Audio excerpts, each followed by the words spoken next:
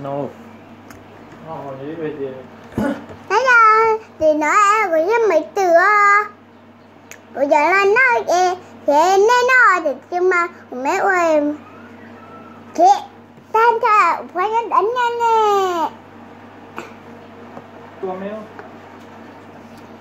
na xem ủa na nó này cái này chợ lú văn kệt thế là tôi nói ngư mà kìa thì chim màu tôi nói phương đánh nhanh nè cái kia mà của anh nó nét sai rồi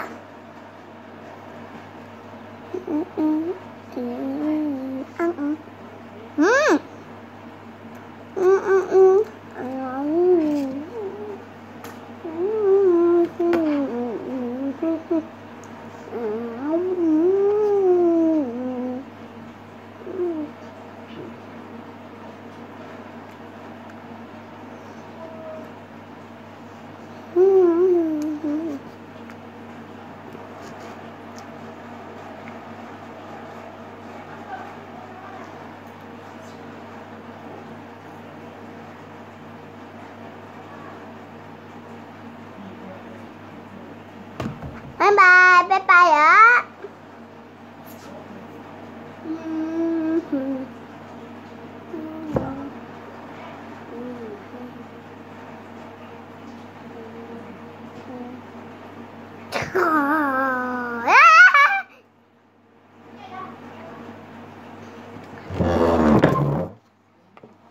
Chị thấy ạ.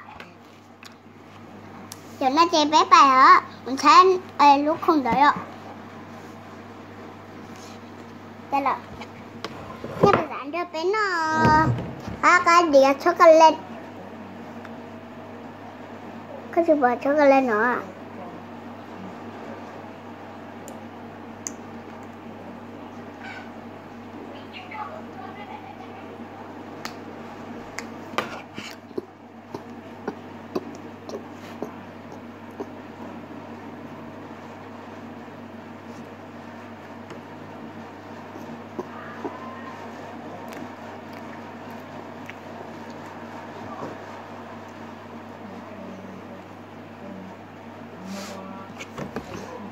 à ui là nha cha hả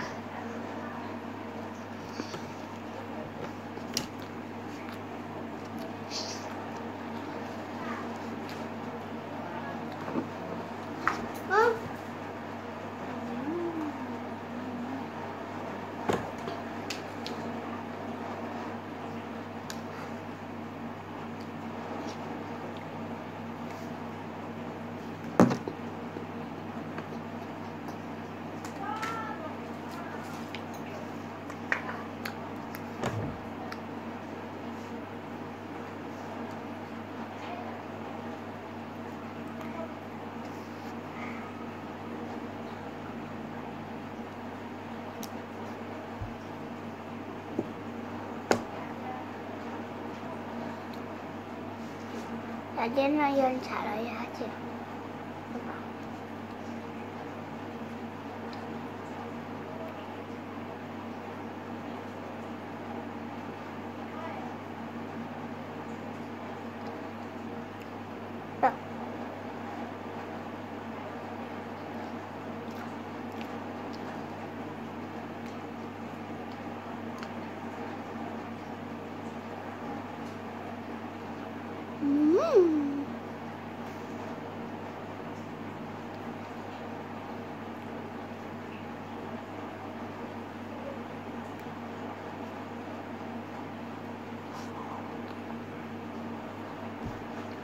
Dám đây đây chứ ở đây chân hả sai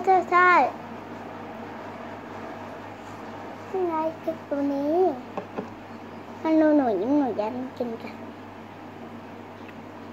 anh cực khủng diễm nằm dám anh cực khủng nuôi diễm là cá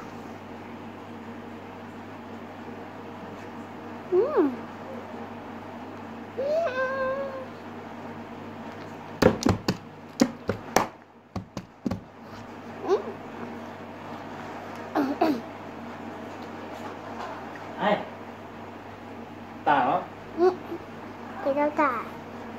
Con nó tao tạm à? Thì tao. Nó có hả vậy? Ủa?